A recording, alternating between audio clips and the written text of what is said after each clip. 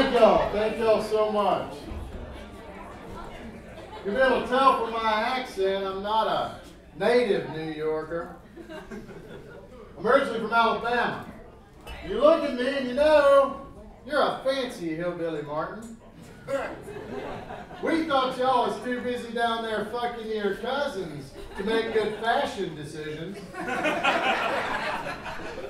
Well, thanks to Sears and Roebuck, you can do both. I come from the kind of people who dress up to go to the Olive Garden. And there is, I swear, you will always hear one mama say, now don't you get no sauce on that shirt. You're wearing it to church tomorrow. And I shouldn't make fun of the Olive Garden because, to be quite honest with you, where else can you go to watch women lick garlic butter off a dick-shaped breadsticks dipped in Alfredo sauce?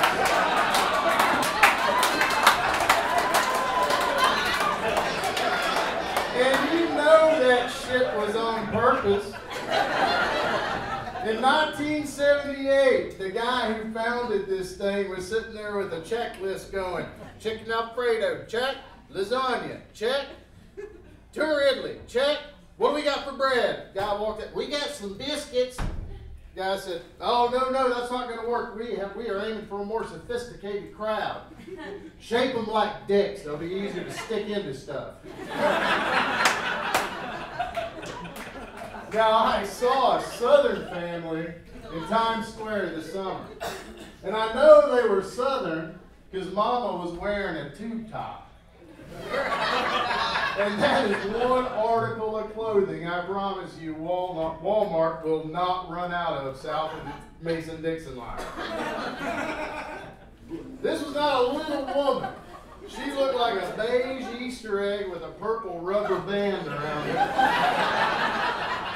And she walked by, and on her back, and this is true, I swear, on her back, on each shoulder blade, was a little angel's wing tattooed. I thought, I don't know if that's a good decision. I don't think them's big enough to get you off the ground. And her son was wearing a t-shirt that said, only God can judge me, which led me to believe he had not been introduced to the American justice system. Because I promise you, they ain't no shortage of judging there. And I speak from experience because several years ago I got in trouble in the great state of Delaware. I learned a valuable lesson. I learned that if you drink enough Maker's Mark, you too can navigate a Camaro that's on fire with nothing but the airbag. And the next morning I was arraigned. So I'm standing in front of the Honorable Judge Randall A. Cole. Let me tell you what, it didn't take me long to figure out what that A stood for. Now he's got this list of infractions, my previous infractions. This is more like a scroll. He's like, I can see this is not the first time you drinking's got you in trouble. And I said, well, I don't know. What have you heard? And he gave me that look. Y'all know that look. That one. And he's looking at his page, and he's got it, and he goes, Mr. Dove, how exactly does one get a DUI on a horse? I said, wait a minute, Your Honor, I was framed on that deal because I know for a fact that horse wasn't drinking that day. So he says, well, you just think you're a funny guy, don't you? I said, I don't know. Who are we comparing me to? Don't do that.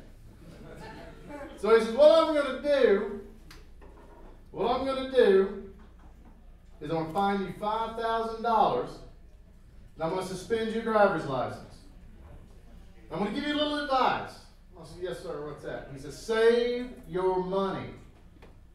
So I said, because by the time you're eligible to get your license back, cars are going to be able to fly. And I'm guessing they're going to be expensive. What do you think now, Mr. Funny Man? 'Cause I think it's just another day in paradise. All right, y'all. That's my time. Thank you so much. My name is Martin Duff. You get your own town. You ain't got nothing else to do.